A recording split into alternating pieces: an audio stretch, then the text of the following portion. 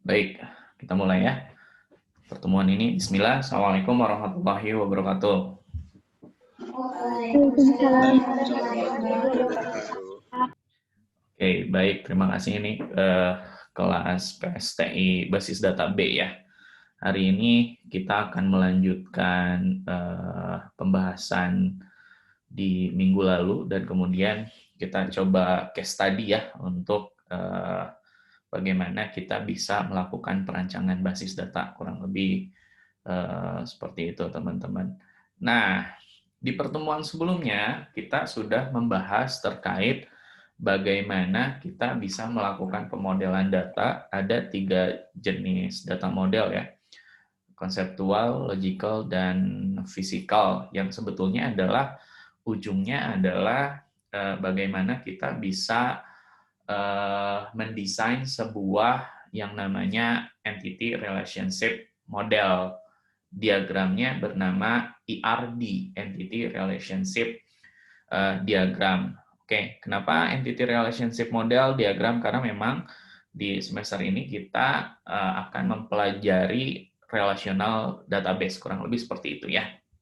Oke, selanjutnya apa sih entity relationship gitu ya? Entity relationship itu adalah model yang kita gunakan untuk bagaimana kita bisa mengkolek objek yang akan kita simpan, yang biasa kita panggil dengan istilah entity atau entitas, dan relasi di antara entitasnya, kurang lebih seperti itu. Nah, setiap entitas itu punya atribut, teman-teman. Oke, kita coba masuk ke slide selanjutnya biar lebih paham.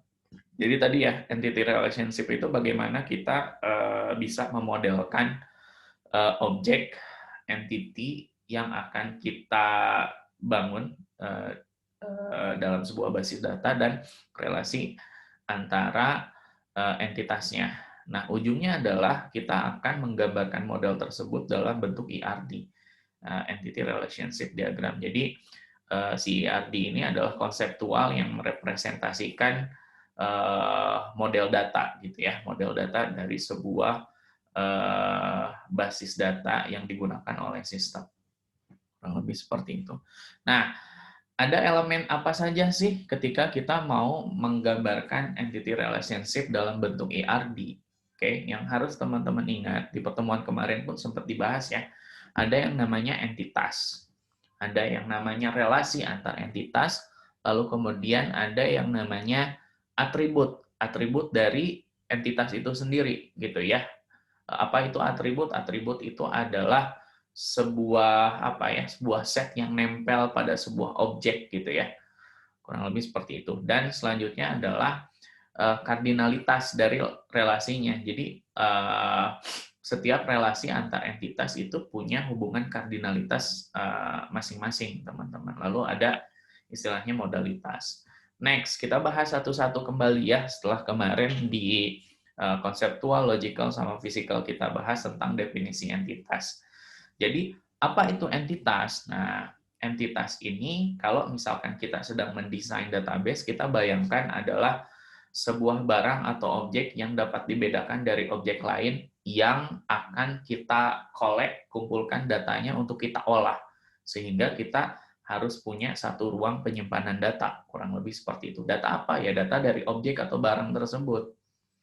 Nah, entitas ini sebetulnya barang dan objek ini kita bisa bedakan dari berbagai contoh aspek ya. Misalkan, oke, kalau misalkan objeknya itu adalah individu nih, maka entitasnya siapa sih? Contohnya misalkan ketika kita membangun sebuah basis data kepegawaian, oh individunya adalah ada yang namanya pegawai.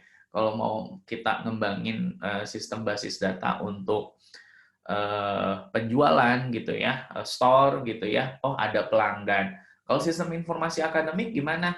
Oh iya, ada mahasiswa di dalamnya, ada dosen gitu ya. Dan kemudian tadi salah satunya di penjualan mungkin ya, atau pembelian barang ada yang namanya distributor. Nah, itu contoh untuk individu. Nah, selain itu, objek lain misalkan contohnya dengan kategori tempat gitu ya. ada ruang. Ruang itu adalah sebuah entitas, teman-teman, karena ruang itu memiliki apa? Memiliki atribut. Atribut yang nempel pada ruang tersebut. Misalkan ruang itu ada di di gedung apa, lalu lantai berapa, nama ruangnya apa, nomor ruangnya apa, misalkan ya. Gitu kurang lebih. Ada bangunan, nama gedungnya apa, alamat, lokasi, dan lain sebagainya gitu ya. Kantor sama seperti bangunan, gedung gitu ya. Lalu kemudian lapangan, kampus itu adalah sebuah entitas. Lalu contoh dari sisi objek gitu ya. Objek atau barang gitu ya. Misalkan buku itu adalah entitas karena buku itu punya atribut yang menyimpan data. Di antaranya adalah misalkan judul buku, penerbit, penulis, diterbitkan tahun ya, tahun terbit dan lain sebagainya gitu ya. Motor, motor punya objek karena motor punya atribut, merek, model, warna gitu ya, nomor mesin, nomor rangka dan lain sebagainya. Paket software yang teman-teman beli gitu ya. Teman-teman beli software apa sih, versi berapa dan lain sebagainya. Produk gitu ya. Teman-teman biasa beli produk apa? Skincare misalkan ya. Kalau misalkan teteh-teteh, ibu-ibu gitu ya beli skincare gitu ya. Oh, ini skincare untuk apa gitu ya dan lain sebagainya. Itu dari sisi objek. Ada juga contoh yang saya tuliskan dari sisi peristiwa mungkin. Misalkan peristiwa pendaftaran mahasiswa baru. Nah, itu adalah entitas karena di peristiwa tersebut itu dicatat tanggal registrasi, siapa yang registrasi, pembayarannya berapa dan lain sebagainya. Oke. Pemesanan, peristiwa pemesanan atau transaksi penagihan itu adalah juga entitas. Kenapa? Karena dia punya atribut untuk kemudian kita record datanya. Oke, tanggal pemesanan atau tanggal penagihan, mungkin ya, nominal, dan lain sebagainya. Konsep juga, teman-teman. Konsep bisa jadi sebuah entitas.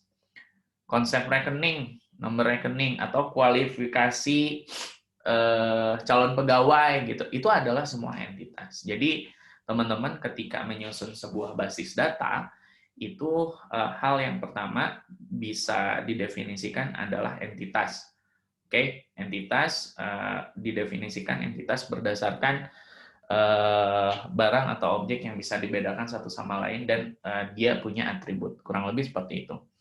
Next, kita maju bahwa kita semua tahu entitas itu punya atribut. Atribut itu apa? Nah, atribut adalah properti yang dimiliki setiap entitas yang akan disimpan datanya. Contoh yang saya masukkan adalah sebut saja ada sistem informasi akademik dengan sistem basis datanya gitu ya.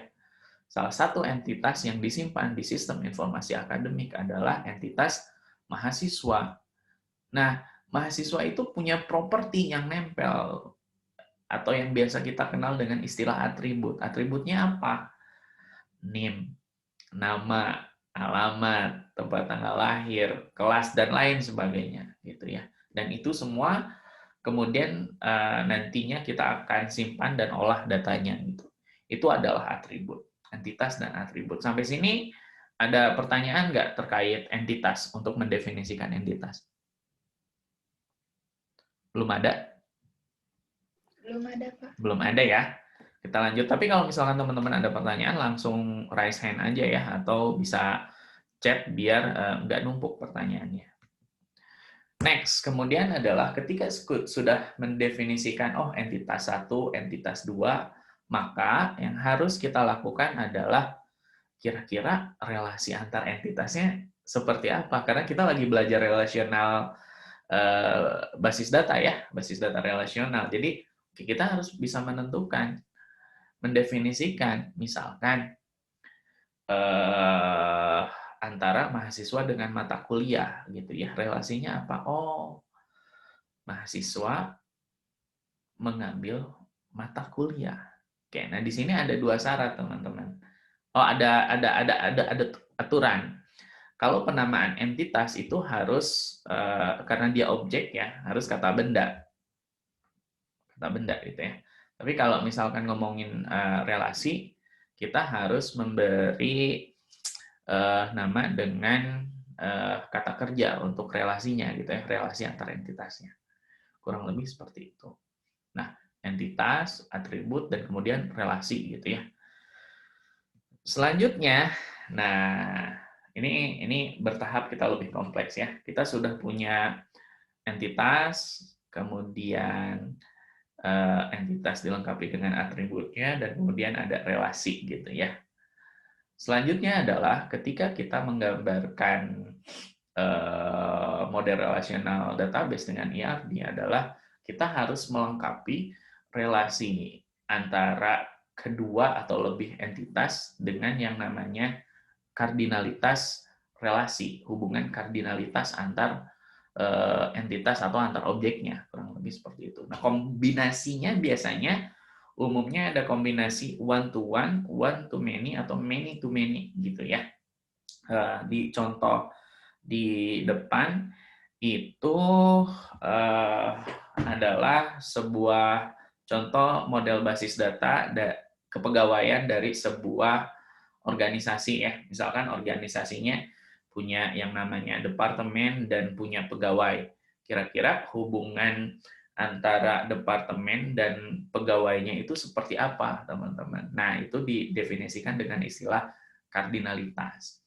Cara menentukannya bagaimana? Nah, cara menentukannya adalah kita lihat dua sudut pandang ya. Misalkan kita lihat dari sudut pandang departemen terlebih dahulu. Oke, pada sebuah organisasi punya satu departemen. Oke, punya banyak departemen, dan setiap departemen itu bisa memiliki banyak pegawai. Betul nggak kira-kira teman-teman? Betul? Betul ya. Setiap departemen itu memiliki banyak pegawai. Contoh saja di kampus ya. Di prodi PSTI, satu prodi bisa punya banyak dosen karena dosen itu analoginya pegawai gitu ya. Setiap prodi punya banyak dosen. PSTI punya sekitar 6 dosen.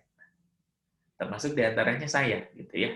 Nah, ini satu departemen bisa punya banyak pegawai.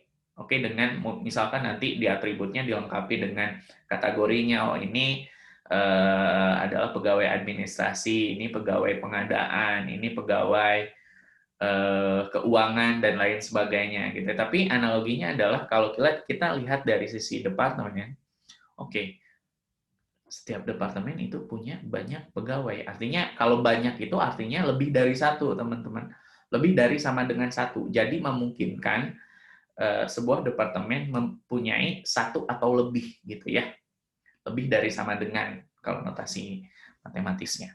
Nah, selain kita melihat dari sudut pandang yang sebelah ya, yang dari departemen, kita juga harus melihat dari sudut pandang sebelahnya lagi, dari sisi pegawai. Setiap pegawai itu dikontrak oleh satu departemen atau banyak departemen ya? Nah, gitu pertanyaannya. Oke, dalam hal ini, oh iya, satu pegawai mah dikontrak oleh satu departemen gitu.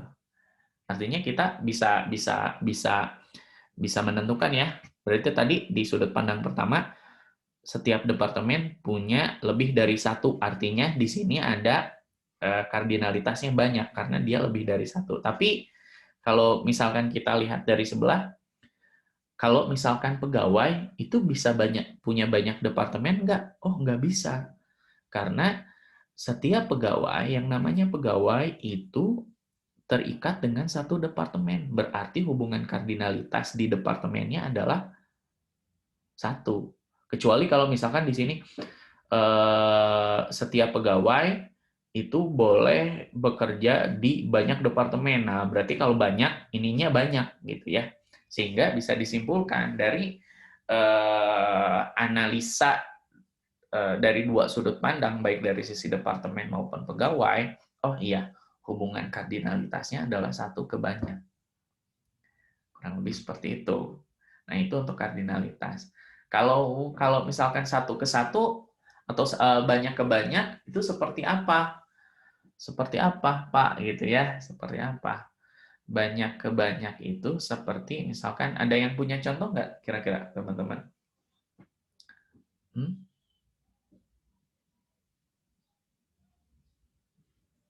Banyak ke banyak. Belum ada ya? Belum ada, nanti kita lihat di case study ya. Jadi intinya analoginya seperti itu. Ketika kita bisa melihat dari dua sisi nih, dari sisi departemen, dari sisi pegawai, dan kemudian nanti kita baru bisa menentukan, oke, hubungan kardinalitasnya apakah satu ke satu, apakah satu ke banyak, atau banyak ke banyak, kurang lebih seperti itu. Siap. Nah, penjelasan dari setiap hubungan kardinalitas adalah sebagai berikut. Tadi ada one to one to many, atau many to one bisa saja, atau many to many. Itu dari sisi apa ya, penjelasannya adalah kalau misalkan one to one atau hubungan satu ke satu, jadi setiap entitas pada himpunan entitas A hanya berhubungan paling banyak dengan satu entitas di entitas B. Misalkan seorang warga negara itu wajib punya satu KTP. Oke, itu satu ke satu karena satu KTP hanya bisa dimiliki oleh satu warga negara gitu ya, satu masyarakat. Nggak bisa, misalkan KTP saya dimiliki oleh banyak orang gitu ya, bukan cuma saya gitu. KTP saya mah hanya milik saya, pun data saya pun hanya tertulis di KTP saya yang satu, bukan KTP orang lain gitu ya. Itu one to one. Kalau misalkan one to many, artinya adalah setiap entitas pada himpunan entitas A dapat berhubungan dengan banyak entitas pada himpunan entitas B. Contohnya tadi, oke, sebuah departemen bisa memiliki banyak pegawai, tapi setiap pegawai berarti satu ke banyak ya. Setiap departemen setiap departemen bisa memiliki banyak pegawai A, B gitu ya. Departemennya A, lalu pegawainya B. Tapi setiap pegawai, oke, yang banyak ini itu hanya bisa dikontrak oleh satu departemen. Berarti di sininya satu. Artinya hubungan kardinalitasnya adalah one to many gitu ya. Kurang lebih seperti itu. Lalu ada kardinalitas ketiga, many to many gitu ya, yang sebetulnya nanti saya jelasin ya. Many to many itu ujungnya adalah ini hubungan terlarang. Hubungan terlarang, maka nanti ada istilahnya kita harus melakukan yang namanya normalisasi. Kenapa harus dilakukan normalisasi? Nanti kita jelasin di episode normalisasi gitu ya, atau di kelas pertemuan selanjutnya. Siap, many to many. Nah, setiap entitas himpunan A dapat berhubungan dengan banyak entitas pada himpunan entitas B. Contohnya apa? Itu ya. Contohnya ini deh. Mahasiswa dengan organisasi ya. Himpunan A-nya adalah mahasiswa, himpunan B-nya adalah organisasi. Nah, setiap himpunan entitas A dapat berhubungan dengan banyak entitas pada himpunan B. Artinya, kita lihat dari sudut pandang sini. Ini mahasiswa nih. Mahasiswa bisa punya lebih dari satu organisasi nggak, teman-teman? Bisa? Bisa, Pak. Bisa. Bisa, Oke, Pak. berarti kita bisa tulis. Satu Bisa, Pak. ke banyak. Gitu ya. Tapi lihat dari sini. Satu organisasi bisa beranggotakan banyak mahasiswa nggak? Bisa, Pak. Bisa, Pak. Bisa ya. Berarti kalau kita mapping lagi, di sini satu organisasi bisa banyak mahasiswa. Kira-kira kardinalitas yang dipakai di mana? Oke. Kardinalitas yang dipakai itu many to many, banyak ke banyak, karena satu mahasiswa bisa banyak organisasi, satu organisasi bisa banyak mahasiswa. Ambilnya yang kedua, yang banyaknya gitu ya. Kalau misalkan kita menganalisa dua sisi seperti itu. Jadilah relasi antara himpunan A mahasiswa dengan himpunan B organisasi itu adalah banyak ke banyak. Kurang lebih seperti itu. Jadi seperti itu ya teman-teman. Kardinalitas ada 3, one to one to many, dan many to many. Dan semuanya ketika kita mendefinisikan hubungan kardinalitas, yang harus kita lakukan adalah kita melihat dari dua sisi. Oke, kalau misalkan ketika melihat dua sisi ada aspek banyak, pilihnya yang banyak. Misalkan tadi satu masyarakat punya satu KTP punya satu masyarakat. Oke, berarti satu ke satu. Kalau satu departemen punya banyak pegawai, oke, punya banyak pegawai satu ke banyak. Tapi, nah ini di hold ya yang banyaknya. Lalu kemudian satu pegawai punya banyak departemen atau satu departemen. Oh, satu pegawai itu satu departemen. Berarti ininya satu, ininya banyak gitu ya. Jadi one to many, dan kemudian untuk many to many itu ketika melihat misalkan tadi analoginya contohnya adalah mahasiswa dan organisasi, kita lihat satu mahasiswa punya bisa banyak organisasi, bisa M gitu ya. Satu organisasi bisa punya banyak mahasiswa, anggotanya bisa banyak, oh iya bisa M lagi gitu ya. Berarti hubungannya adalah many to many gitu ya. Oke, clear ya? Clear ya, clear. Sip. Nah, selanjutnya kalau tadi kita ngomongin, oh ada entitas dan atributnya. Nah, selanjutnya adalah ketika kita mendesain sebuah entity relationship diagram atau ERD, itu ada istilah yang namanya entitas lemah, teman-teman. Entitas lemah atau entitas kuat. Oke, kalau entitas kuat itu yang seperti apa, Pak? Gitu ya, Kang, gitu ya. Entitas kuat itu adalah entitas utama.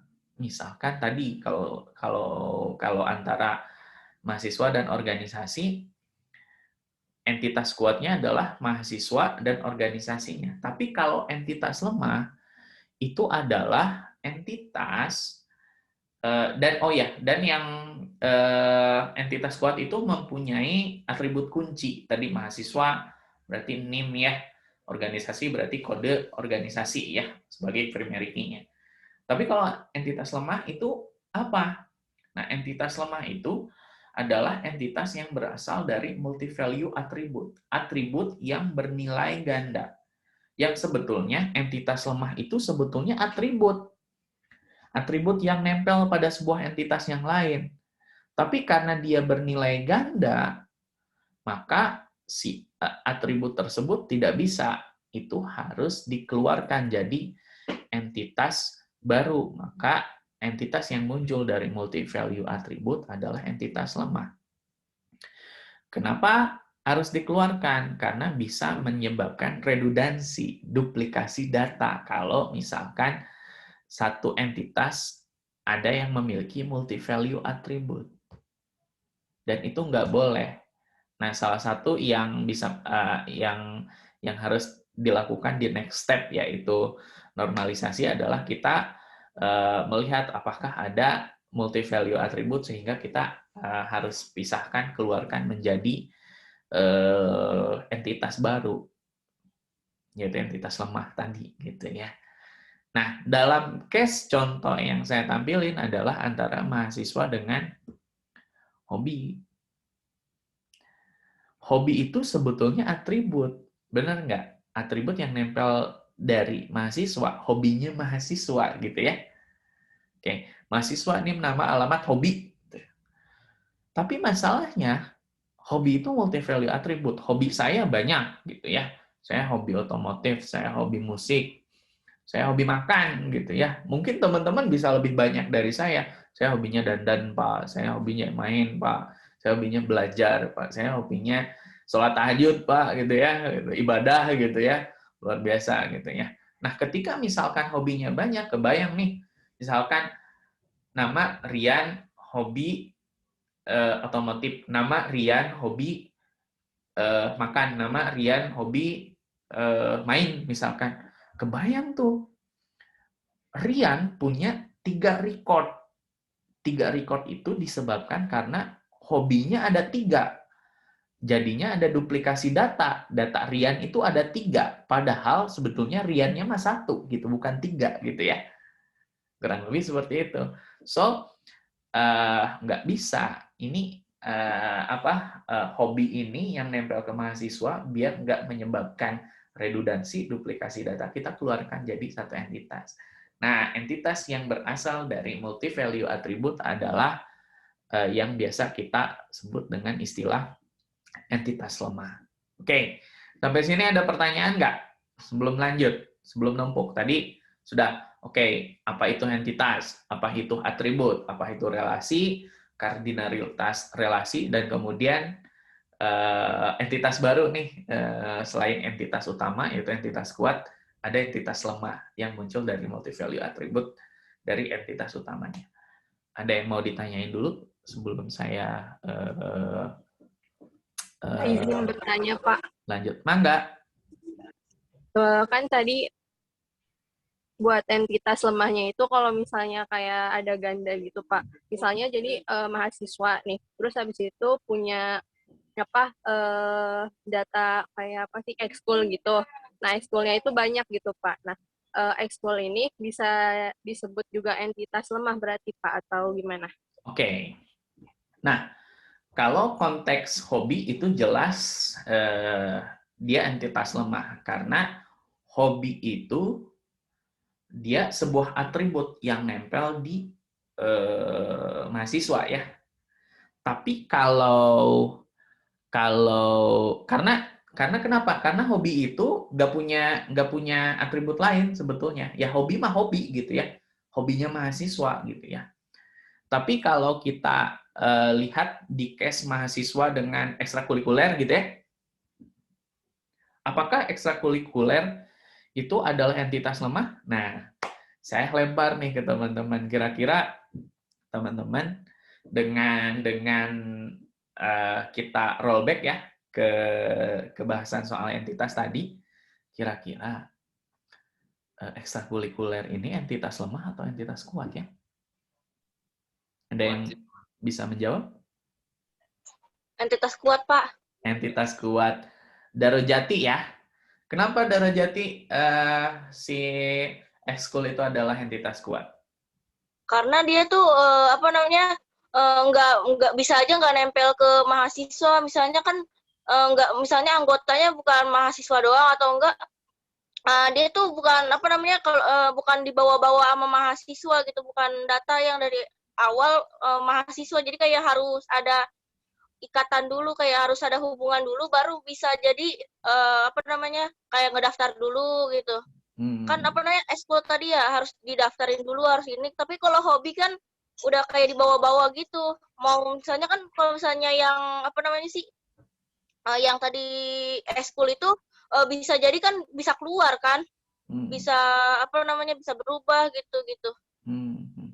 Siap. Kata Darojati, beda ekskul ini adalah entitas kuat karena dia bukan atribut yang nempel secara murni di mahasiswa gitu ya. Gitu. Tapi alasannya ada yang lebih tepat nggak?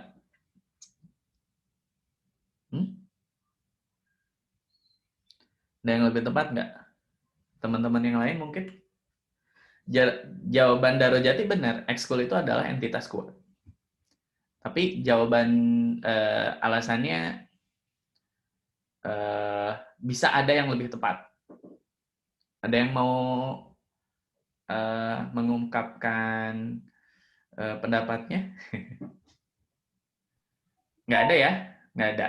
Jadi ekskul itu adalah entitas kuat. Kenapa entitas kuat? Karena ekskul itu punya atributnya sendiri. Punya atributnya sendiri gitu ya. Beda dengan hobi. Hobi mah nggak punya atribut sendiri. Hobi mah nama hobi we. Hobi saya musik, hobi saya main, hobi saya makan, udah gitu ya. Tapi kalau ngomongin ekskul, oke, mungkin jadi atribut ekskul yang dimiliki oleh mahasiswa ya gitu ya. Oke. Tapi cara memilikinya karena dia sebenarnya entitas kuat, ada yang namanya, nah oke, kita jelasin ya bahwa entitas itu punya primary key, tapi juga punya foreign key. Foreign key itu yang menandakan bahwa sebuah entitas adalah milik entitas yang mana, gitu ya. Berdasarkan hubungan kardinalitas didefinisiinnya. Nanti kita lihat contohnya ya. Nah, ekskul itu adalah entitas kuat. Kenapa? Karena ekskul itu mempunyai atribut. Atributnya apa saja? Kode misalkan ya, karena kita harus punya primary key. Kode unik yang menandakan bahwa kode itu hanya dimiliki oleh ekskul tersebut, gitu ya. Kalau mahasiswa berarti NIM ya. Kalau sebagai penduduk berarti no KTP. Karena no KTP itu unik, nggak boleh satu NIK dimiliki oleh banyak orang. Oke. Nah, si ekskul itu punya atribut. Atributnya tadi, misalkan kode ekskul, nama ekskul, lalu apalagi alamat, misalkan ya, ketua, wakil, bendahara, sekretaris, dan lain sebagainya. Dan ekskul itu punya atributnya masing-masing, punya atributnya sendiri gitu. Kurang lebih seperti itu. Jadi kejawab ya. Siapa tadi yang nanya? Ya, Pak. Siap, Ira ya. Ira kejawab ya? Ya. Oke. Ya, sudah, Pak. Siap. Nuhun. Ada pertanyaan lain? Terima kasih, Pak. Sama-sama. Belum. Belum. Oke. Kalau belum, kita lanjut dulu ya. Oke. Tadi ya, berarti entitas punya atribut, relasi antar entitas, dilengkapi dengan hubungan kardinalitasnya, dan kemudian kita juga bisa mendefinisikan selain entitas kuat, juga entitas lemah yang berasal dari multi-value atribut. Kita next. Nah, kenapa tadi kayak multi-value atribut itu harus dikeluarkan jadi entitas baru yang namanya entitas lemah? Kenapa tadi saya sempat bilang bahwa many to many itu hubungan terlarang gitu ya. Jadi harus dipecah gitu ya. Nggak boleh many to many, harus one to many, one to one, atau many to one gitu ya. Karena alasannya ini teman-teman. Pemodelan data yang baik itu punya kriteria. Kriterianya pertama harus sederhana. Sederhana mendefinisikan entitas dan atribut sesuai dengan kebutuhan tentunya ya. Karena misalkan kebayang ya kalau misalkan di entitas mahasiswa ada atribut misalkan selain NIM, nama, alamat, ada pacar, ada mantan, apalagi gitu ya. Dibutuhkan itu data mantan itu nggak perlu gitu ya. Jadi memang harus sederhana tapi sesuai dengan kebutuhan. Benar-benar data yang disimpan itu adalah data yang dibutuhkan. Tidak ada duplikasi. Nah tadi, kenapa multi-value attribute itu bisa menyebabkan, harus dikeluarkan karena bisa menyebabkan duplikasi atau istilahnya redundant. Teman-teman kalau misalkan saya ngejelasin, jangan nanti bisa redundant. Nah istilah redundantnya tolong di-record ya. Redundant itu artinya ada duplikasi gitu ya. Lalu harus fleksibel dan mudah beradaptasi dengan perkembangannya. Next, kalau misalkan kita mau improve basis datanya, kita mau perbaiki dan lain sebagainya, itu mudah beradaptasi dan tidak mengganggu sistem existing. Kurang lebih seperti itu ya. Jadi ada kriteria lah, sederhana, tidak menyebabkan duplikasi, karena kalau misalkan bisa menyebabkan duplikasi harus dilakukan normalisasi. Normalisasi salah satunya tadi kalau multi value attribute dibikinin entitas baru, kalau many to many harus juga dipecah. Dan kemudian fleksibel serta mudah beradaptasi dengan perkembangan. Ketika semakin berkembang ada kebutuhan lain, si basis data yang dibuat itu mudah scale up gitu ya, sesuai dengan kebutuhan tanpa berdampak buruk pada sistem yang sedang berjalan. Kurang lebih seperti itu. Contoh model data. Nah, ini ya, contoh model data. Ini objeknya itu ada kita people ya, people dan car gitu ya. People dan mobil gitu ya. Sebagai person kita punya atribut. nama, alamat, umur, SIM, nomor SIM gitu ya, driver's license number gitu, nomor SIM. Tapi mobil kita punya atribut juga, dia dibuat oleh siapa, modelnya apa, misalkan dibuat oleh satu brand TYT, Hundu gitu ya, nggak boleh sebut merek. Lalu kemudian modelnya apakah sedan, apakah Jeep gitu ya, punya nomor rangka, nomor mesin, punya tipe body gitu ya, tipe bodinya apa, hatchback kah, dan lain sebagainya, ada warna gitu ya, merah, kuning, hijau di langit yang biru gitu ya. Nah, kalau kita mau menggambarkan relasinya, berarti adalah oke, ini person own car, person mempunyai mobil, sudah gitu ya. Tinggal kita definisikan apa namanya kardinalitasnya. Oh, satu orang bisa punya banyak mobil, bisa. Berarti di mobilnya banyak. Satu mobil itu harus bisa dimiliki oleh banyak orang atau satu. Oh, satu mobil itu satu orang, berarti satu. Berarti ketahuan ya, satu ke banyak gitu. Kurang lebih seperti itu. Oke. Sip. Sudah selesai materinya, kita masuk ke studi kasus ya. Kita ngerjain studi kasus, teman-teman. Oke, tapi sebelum kita ngerjain studi kasus, kira-kira ada pertanyaan nggak dari teman-teman? Ada pertanyaan dulu? Enggak? Kalau ada? Kalau nggak ada, kita lanjut ke studi kasus. Lanjut ya? Siap. Oke, saya coba kira-kira kita ngegambar studi kasusnya di mana ya? Oke, intinya kita akan membuat IRD, tapi sebetulnya ketika teman-teman mau bikin IRD, banyak banget tools yang bisa dipakai gitu ya.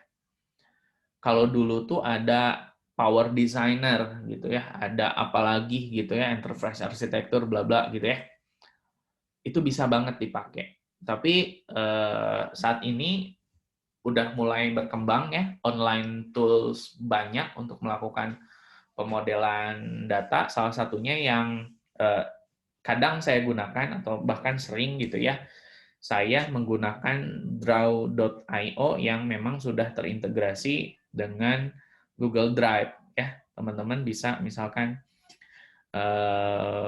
klik kanan lalu kemudian di sini bisa pilih more lalu diagram.net ya. Kita pakai yang simple aja Draw.io, tapi tidak membatasi teman-teman kalau mau pakai tools lain, Power Designer kah atau yang lain gitu, mangga gitu ya, nggak masalah. Permasalahan mazhab jangan sampai bikin kita ribut, apalagi putus dengan pacar gitu ya, jangan sampai gitu ya. Sip ya, kita pilih diagram.net, oke, create and share gitu ya. Sip. Nah, di sini teman-teman ada pilihan nih, teman-teman di diagram.net mau pilih bikin apa. Nah, karena kita mau bikin IRD, kita pilihnya yang entity relationship diagram ya. Yang ini, teman-teman. Yang ini. Pilih, lalu kemudian create.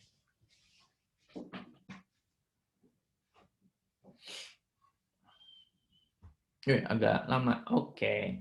Nah, ini sudah ada contoh defaultnya ya. Ini yang sudah lebih expert, yaitu dia ada ini udah langsung ke dalam bentuk ini sih apa logical karena dia udah lengkap lah ya. Kita mulai ya. Soalnya apa tadi? Soalnya kita copy aja ya biar nggak bingung ya. Biar nggak bingung, lalu kemudian teks, lalu teks itu kita kerjakan di bawah.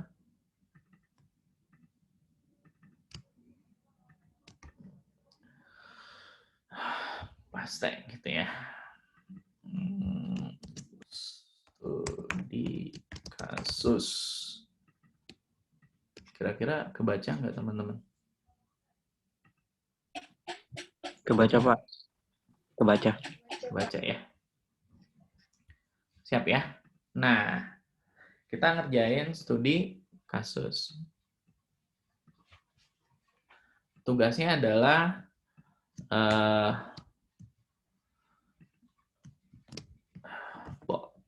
biar lebih jelas.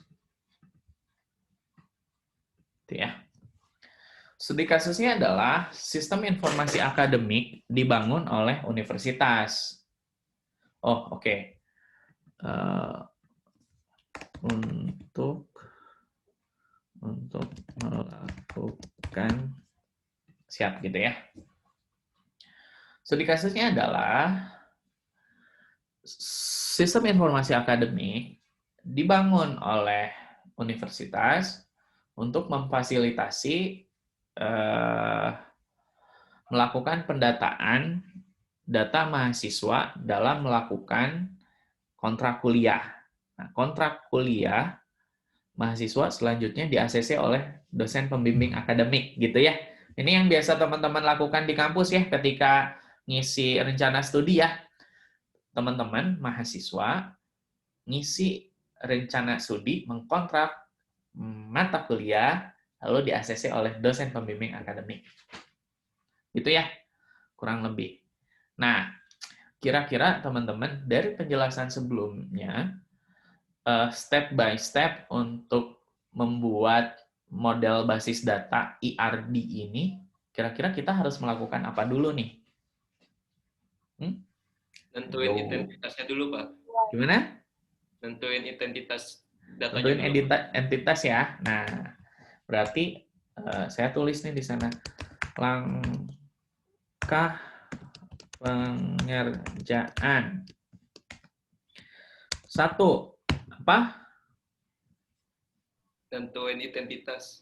Menentukan entitas gitu ya. Sorry ini teh oke, saya rubah jadi size-nya sama. Oke. 1, menentukan entitas. Kemudian apa lagi, teman-teman? Menentukan relasi. Menentukan relasi. Sebelum menentukan relasi, Dulu, Pak. Atribut, Pak. menentukan atribut. Lalu ketiga baru Relasi. Menentukan relasi. relasi. Lalu kemudian keempatnya apa? Menentukan kardinalitas. Menentukan hubungan kardinalitas gitu ya, kurang lebih. Sorry.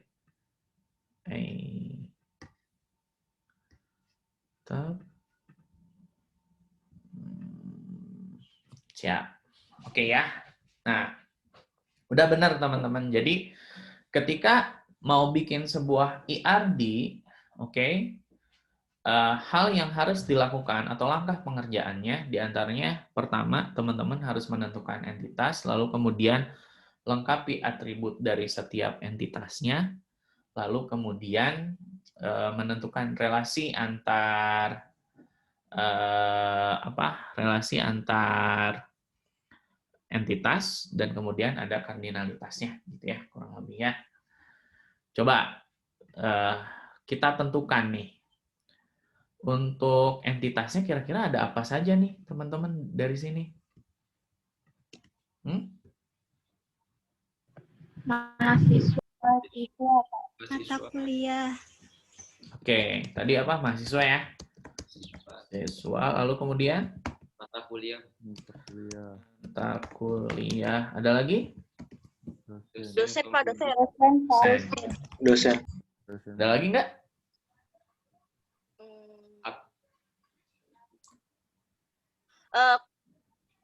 Kalau kode mata kuliah ada nggak, Pak? Kode mata kuliah kan itu atribut dari mata kuliah.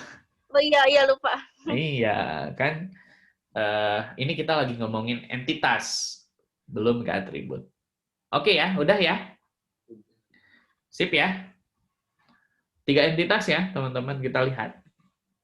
Sip. Selanjutnya, yang harus dilakukan adalah menentukan atribut relasi. Biar lebih mudah kita pakai ini ya. Kita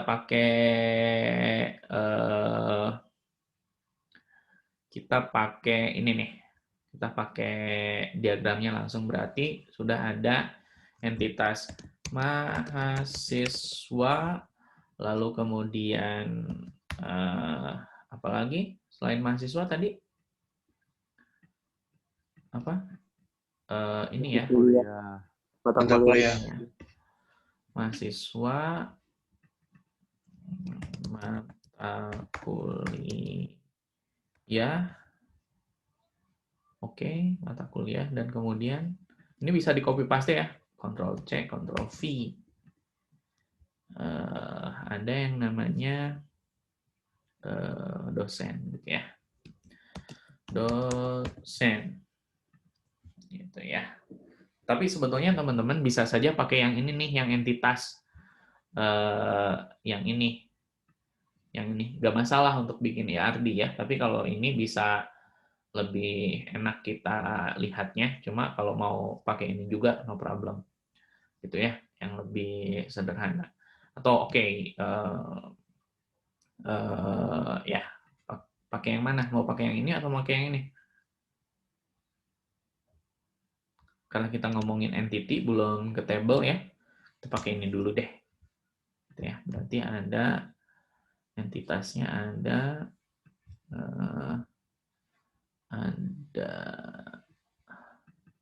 tadi mahasiswa, lalu kemudian ada mata kuliah, lalu ada dosen ya. Nah, selanjutnya adalah kita menentukan atribut dari masing-masing entitas, teman-teman. Oke, mahasiswa atributnya apa saja sih? Nama, NIM, Oke. kelas. Nama, NIM, kelas. NIM dulu ya, karena NIM itu adalah primary key, gitu ya. Oke, udah dijelasin ya, primary key itu adalah unique ID yang bisa kita gunakan untuk mengidentifikasi sebuah entitas. Karena satu entitas harus pasti punya satu unique ID yang kita beri nama atau kita panggil dengan istilah itu adalah primary key, gitu ya. NIM, nama, lalu apa lagi? Nama apa? Alamat.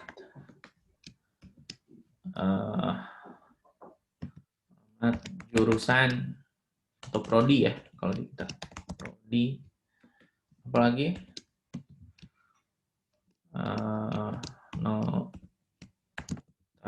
nomor telepon. Apalagi, oke, cukup dulu kayaknya ya.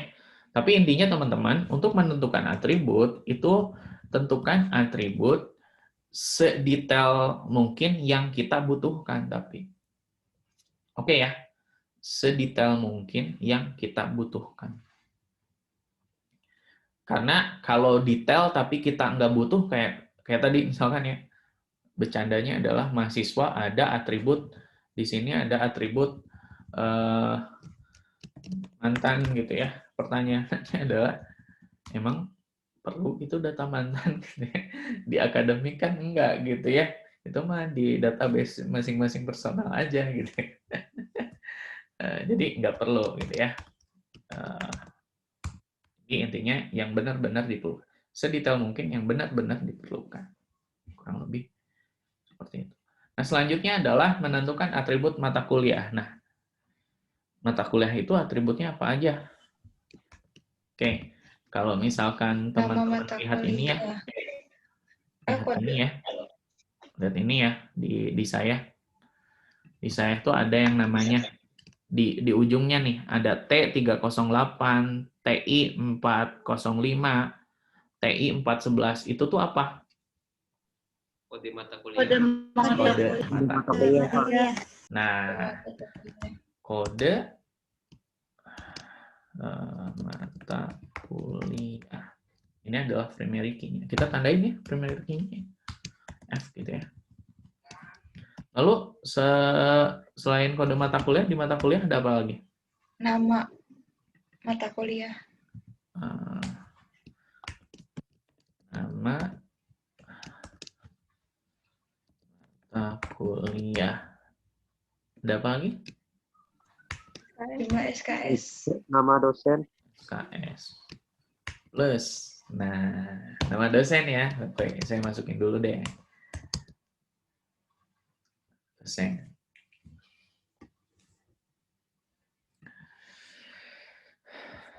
Gitu ya.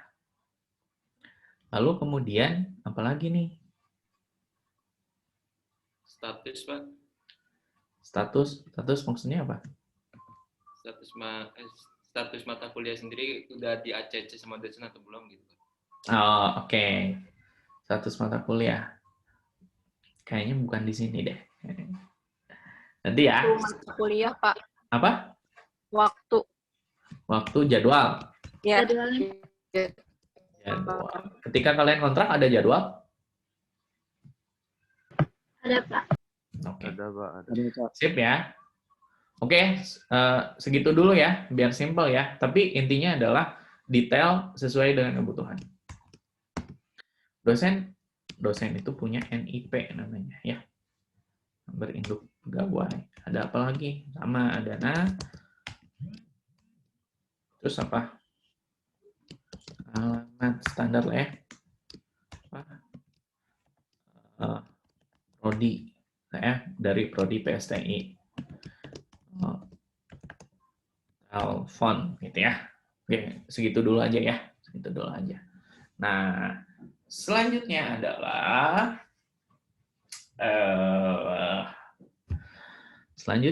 kita harus mendefinisikan relasi antara masing-masing entitas nih, teman-teman. Ya. Kita harus mendefinisikan relasi antara masing-masing entitas.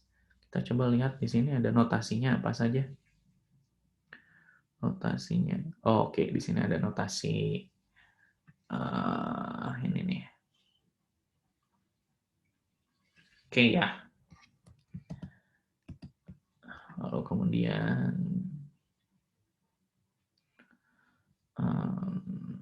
ini siap.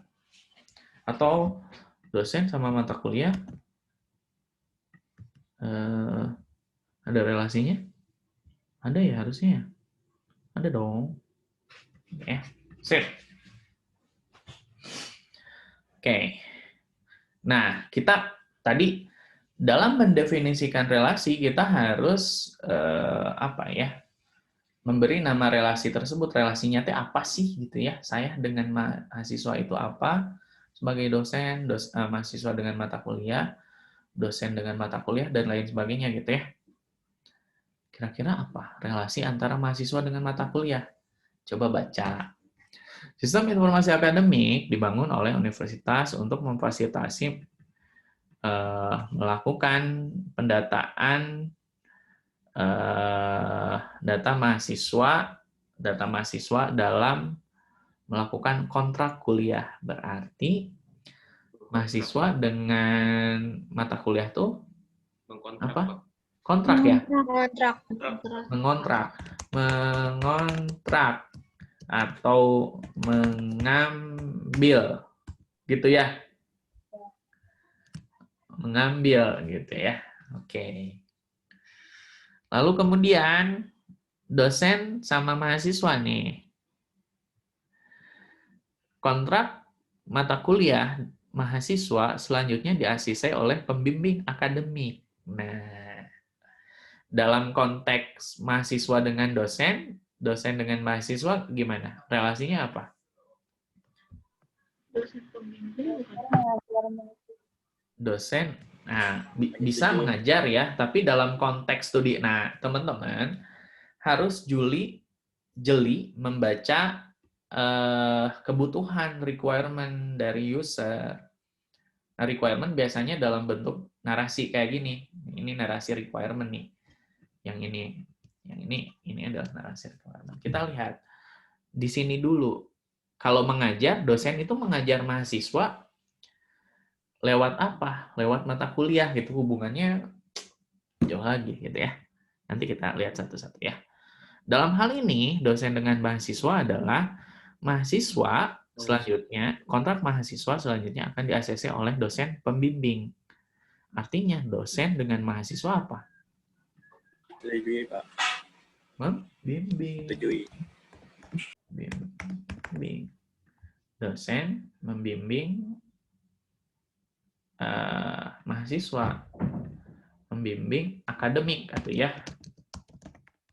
Di sini ada mahasiswa bimbingan akademik saya? Ada, Pak. Ada, ya. Nah, ini tugas saya meng-ACC ini teman-teman. Oke.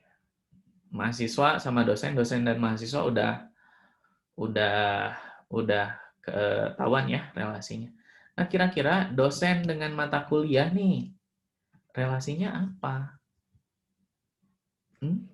Mengajar. Mengajar. Gitu ya. Itu ya. Atau ada istilah akademik tuh menampu. Itu gak apa-apa, mengajar juga lah.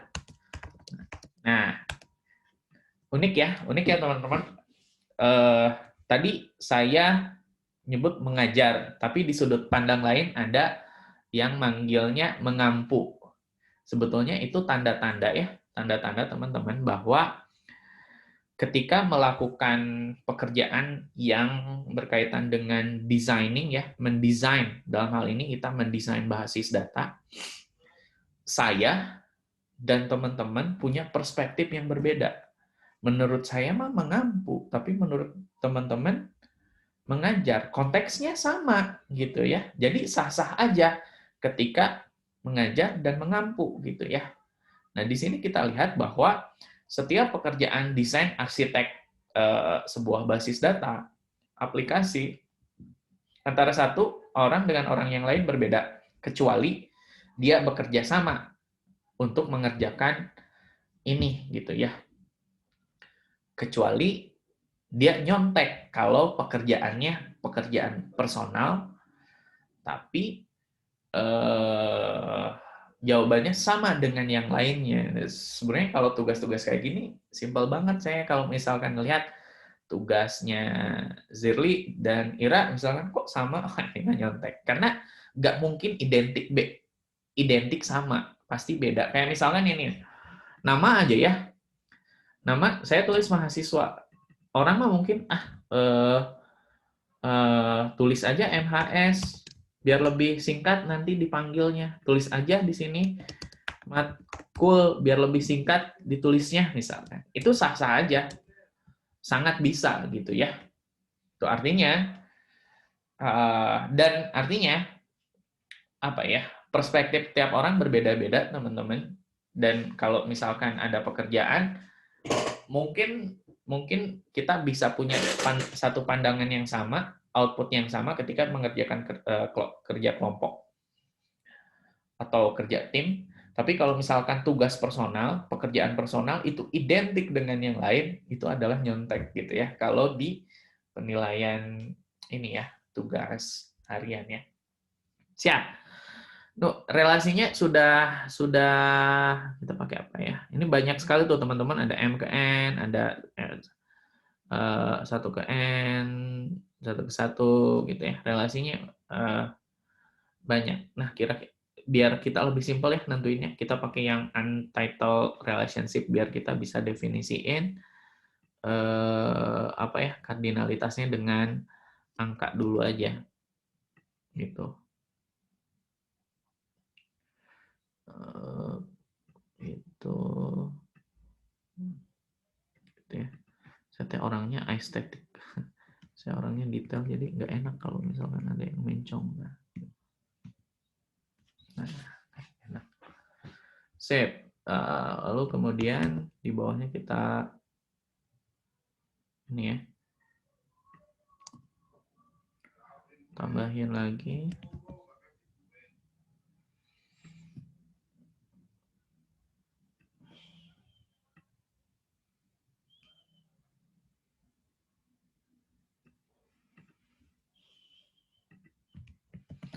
Oke, kita tambahin lagi.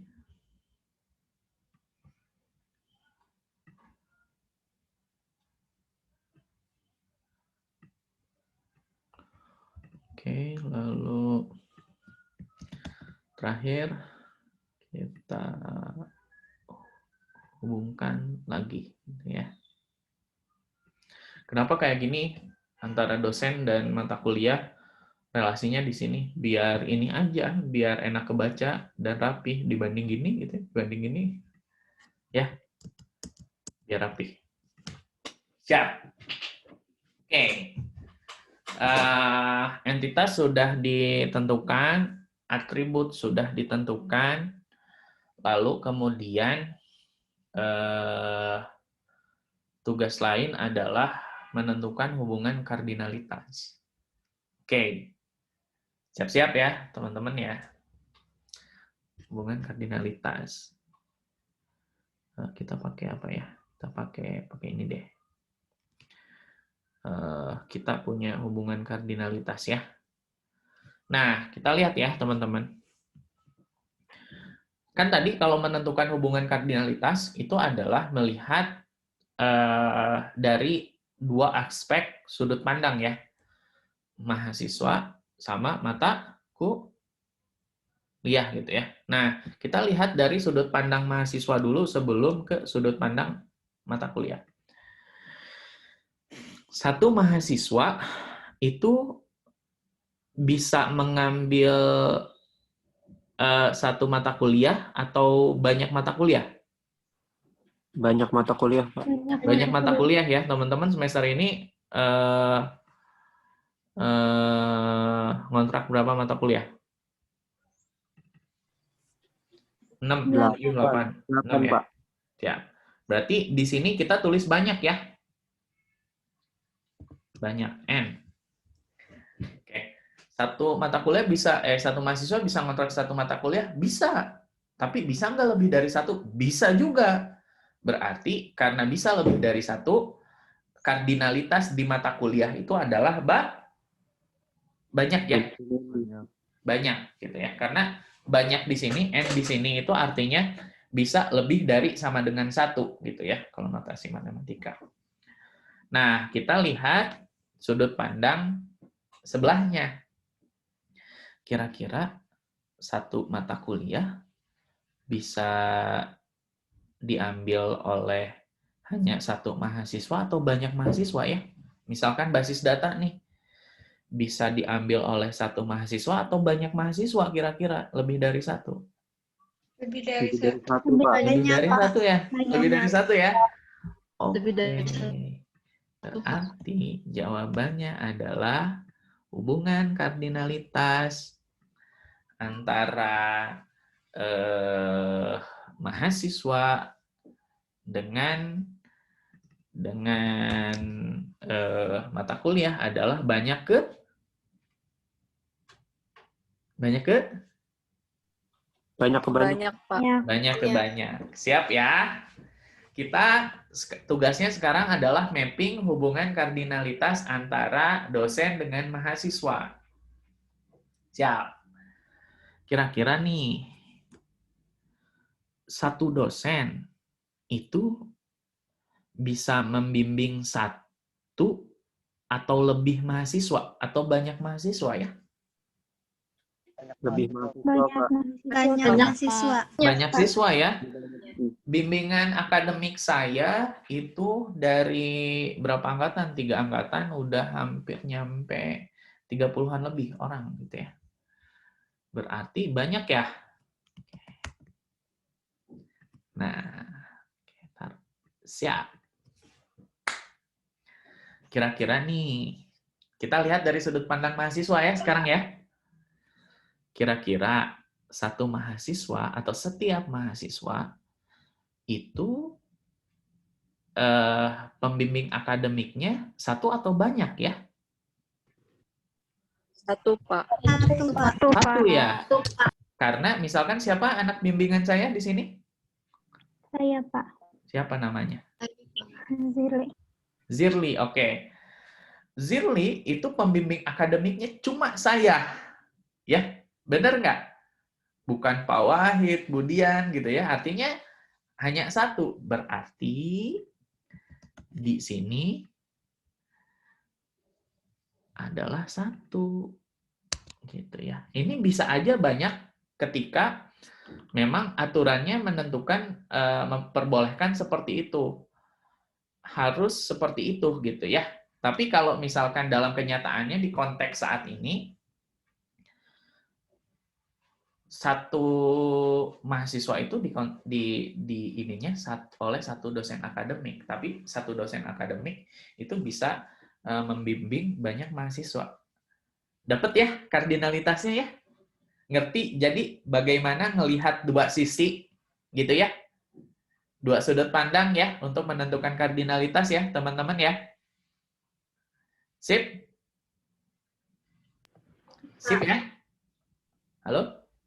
Oke. Bapak izin bertanya. Sip. Oke, sebelum belum dibuka pertanyaan dulu. Setelah ini ya, kita harus mendefinisikan hubungan kardinalitas antara dosen dengan mata kuliah. Dulu sebelum bertanya ya. Sebelum bertanya. Nah, kira-kira satu dosen itu bisa mengajar satu mata kuliah atau lebih? Enggak ya? Atau hanya satu mata kuliah? Bisa lebih kayaknya, Pak. Bisa lebih, kayaknya ya. Oke, kita lihat ya. Saya semester ini ngajar basis data. Saya mengajar pemrograman internet. Saya ngajar teknopreneur. Artinya saya ngajar lebih dari satu. Artinya, saya sebagai dosen bisa mengajar banyak mata kuliah. Berarti di sini adalah N. Pertanyaan saya nih. Satu mata kuliah itu bisa diajar oleh lebih dari satu dosen nggak ya? Atau satu mata kuliah satu dosen? Lebih, Pak. Gimana? Satu dosen, Pak. Oke, ada yang satu dosen ya. Siapa yang satu dosen tadi? Ada yang satu, ada yang dua. Oke. Kenapa satu dosen?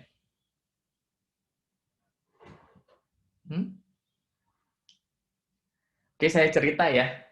Dulu pas awal-awal PSTI terbentuk ya, 2018, itu saya mengajar mata kuliah yang sama dengan Budian, yaitu pengantar sistem teknologi informasi, pengantar PSTI. Jadi dosennya itu saya sama Budian. Kami berbagi kelas. Kelas A sama Budian, kelas B sama saya, kalau nggak salah ya, lupa. Nah, dari sana artinya apa sih, teman-teman?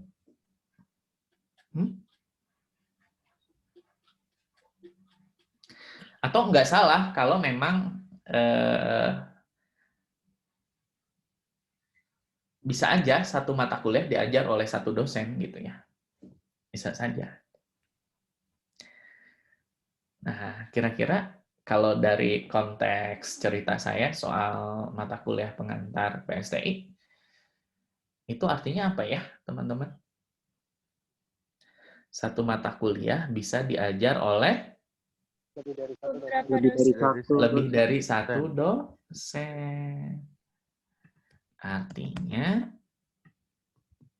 hubungan kardinalitas antara dosen dengan mata kuliah adalah banyak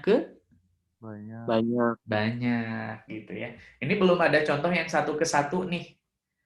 Nggak apa-apa lah ya. Gampang lah ya. Intinya, ini adalah cara teman-teman untuk membuat IRD. Oke? Untuk membuat IRD. Untuk membuat IRD. Sip. Di pertemuan selanjutnya saya akan bahas tentang normalisasi ya. Karena di sini ada yang nggak normal. Yang nggak normalnya apa? Nah, yang nggak normal adalah hubungan relasi antara mahasiswa dengan mata kuliah. Nih, relasi ini nggak normal nih. Karena relasinya many to many gitu ya. Harus dilakukan normalisasi. Pun dosen dengan mata kuliah, dia many to many, itu normal, harus dilakukan normalisasi. Nah, kalau misalkan di sini nih, di sini ada atribut misalkan hobi gitu ya. Jadi ada multi value atribut. Nah, itu juga harus normalisasi gitu. Sorry. Biar lebih ini. Biar lebih rapi. Saya tipikal orang yang nggak enak kalau melihat sesuatu nggak rapi gitu ya, harus rapi. Gitu ya.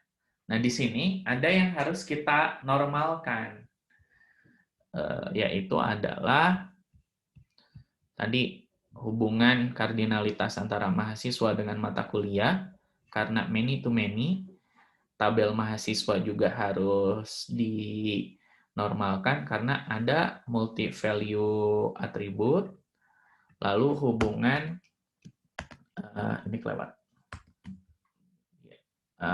Sorry, bukan foreign primary key, sorry. Ini adalah primary key. Oke. Siap. Dan hubungan dosen dengan mata kuliah harus dinormalkan juga dengan konsep normalisasi. Nah, oke. Teman-teman, kira-kira ada pertanyaan nggak? Sebetulnya materi kita pagi ini cuma ini nih. Cuma ini gitu ya. Sisanya saya akan nge-share tugasnya tugas kelompok untuk kita bisa belajar sama-sama nih ya. Gitu ya. Oke. Ada pertanyaan sebelum kita switch ke tugas? Yuk. Ada pertanyaan, teman-teman? Oke, kalau nggak ada pertanyaan, saya lari dulu ke tugas ya. Tugas kelompok. Tugas kelompok. Siap. Oke. Tugasnya adalah ini nggak berlaku nih. Tugasnya adalah saya punya kasus. Sebuah bank memiliki beberapa cabang di daerah yang berlainan. Masing-masing cabang memiliki pelanggan yang relatif banyak. Lalu sebuah rekening mungkin saja dimiliki oleh beberapa pelanggan. Dan setiap pelanggan boleh memiliki beberapa rekening. Saya boleh punya 2 rekening di akun bank yang sama, gitu ya. Di BCA saya punya 2 rekening misalkan. Tugasnya adalah gambarkan IRD dengan IRD dari kasus ini. Sip, itu ya. Nah, untuk mengerjakan tugas ini sama seperti tadi teman-teman ini boleh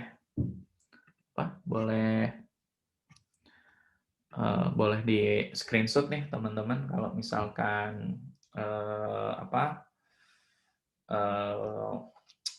bingung, tapi untuk mengerjakan tugasnya langkahnya sama seperti mengerjakan ini ya. Oke ya. Nah, karena tugasnya tugas kelompok, mangga setelah pertemuan ini saya keluar, teman-teman bentuk kelompok untuk mengerjakan ini. Satu kelompok itu maksimal 3 orang, Kenapa kelompok? Biar teman-teman bisa diskusi. Biasanya kalau misalkan ada partner diskusi, lebih enak nih ngerjainnya. Lebih bisa banyak insight yang masuk gitu ya. Dengan catatan, setiap kelompok betul-betul kerjasama, bukan misalkan ada yang tidak kerja gitu ya. Oh, saya mah bekerja, bertugas bikin air kopi atau beliin gorengan, misalnya. Jangan gitu. Harus ngerjain bareng gitu ya. Siap. Oke ya, teman-teman ya. Ada pertanyaan? Saya tanya lagi. Saya izin bertanya, Pak. Mangga. Jadi dalam satu studi kasus itu bisa beberapa kardinalitas gitu, Pak? Atau cuma satu? Bisa beberapa kardinalitas. Nah, yang harus dipahami ya soal kardinalitas. Kardinalitas itu adalah nempelnya ke relasi antar entitas ya. Nah, relasi antar entitas. Dalam konteks entitas satu dengan entitas yang lain, masing-masing pasti punya satu relasi. Oke? Sebut saja antara entitas mahasiswa dengan mata kuliah, dia relasinya satu. Kardinalitasnya banyak ke banyak tadi kita udah tentukan. Tapi mahasiswa boleh punya relasi dengan entitas lain selain mata kuliah. Sebut saja ada dosen. Sebut saja misalkan di sini ada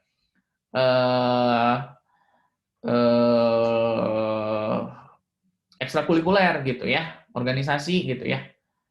Nah, satu entitas boleh punya relasi lebih dari satu dengan entitas lainnya. Gitu ya. Tapi antar entitas itu cuma satu relasi. Kayak gini nih, mahasiswa dengan mata kuliah satu relasi dan berarti artinya satu kardinalitas juga gitu ya. Gitu. Seperti itu mungkin cukup jelas? Cukup jelas, Pak. Terima kasih. Oke. Sip, ada pertanyaan lain?